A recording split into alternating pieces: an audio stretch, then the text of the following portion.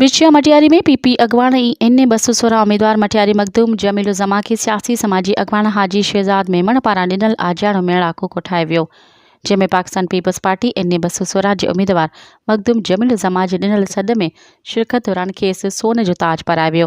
हज़ारनि जी तादाद में पीपी अगवाणनि, सियासी समाजी अगवाणनि सिंध जी ज़कावत, लुंगियुनि ऐं अजरकनि जा तोहफ़ा उॾाया। इन मौक़े ते मखदूम जमील-उज़्ज़मा जलसे में ख़िताब कंदे चयो त असां सदाईं तक जी अवाम जी ख़िदमत कई आहे। नौजवाननि खे रोज़गार तक में स्कीमूं ऐं अवाम जी भलाई जा अणगणिया कम कराया आहिनि। मुख़ालिफ़नि वटि वावेल खां सवाइ कुझु बि कोन्हे। पीपी मुल्क जी वाहिद पार्टी आहे जंहिं मुल्क में अवाम लाइ कमु कयो आहे।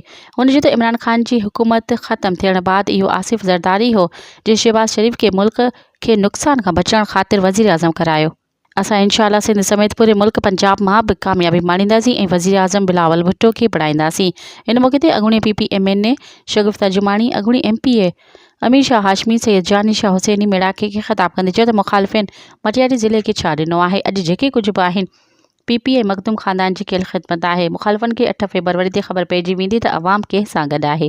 मज़ीद ख़बरनि ऐं तफ़सीलात लाइ विज़िट कयो असांजी वेबसाइट www.awamiNewsHD.com ऐं ॾिसंदा रहो अवामी न्यूज़ HD।